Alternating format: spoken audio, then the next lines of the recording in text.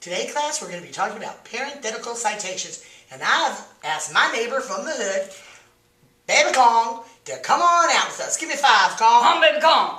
Baby Kong, I'm glad you're here. Today, we're going to talk about general guidelines, author page style citations, and a few other things. So let's start with the general guidelines. You take it from here. General guidelines of parenthetical citations.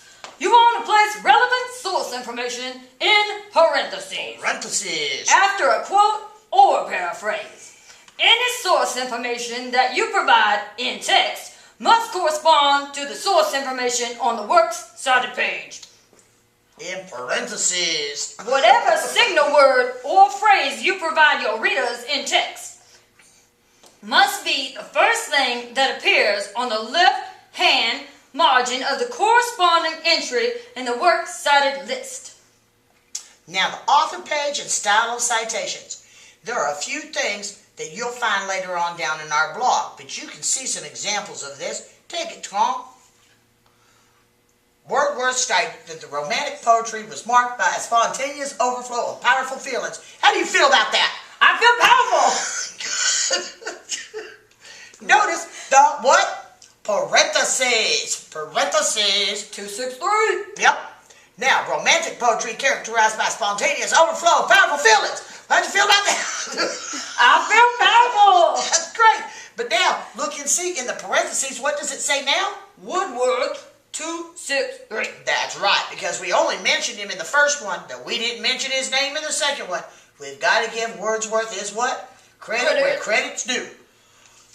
Now, if you're citing from the internet, this is tricky. Go ahead. Citing from the internet. You want to include in the text the first item that appears in the works cited entry that corresponds to the citation. Examples: author's name, article name, website name, film name. You do not need to give page or paragraph numbers for citing from the internet. But you do need parentheses. Parentheses. Okay, so here's a few examples. Our ideal of a single-minded pursuit of the feverish, purposeful, overwhelming is a distinctly romantic one, and it springs from the poet in the era of Brian Wadsworth, Blake Coleridge, and Shelley. Ooh, that came off the internet from somebody named Young. Do you want to read the next one? You are young, aren't you? Baby Kong. Now, Wordsworth became Britain's poet laureate in 1943 and served until his death in 1850. That came from the book William Wordsworth. Ooh, it was just on the internet. Guess what? I bet that came from Wikipedia. You know how I know? Because you always have to put the title. The title in parentheses. On our works cited page, it'll have the internet information. Gotcha. Right. So, it was Dove's Cottage at the time, crammed, edge full of people in the heart of the romantic Lake District. And William Wordsworth wrote some of the greatest poetry in the English language from the Wordsworth Trust. It's in italics. It is in italics. That's because it is its own special website devoted strictly to Wordsworth. Hey, you know what we should do after lunch today?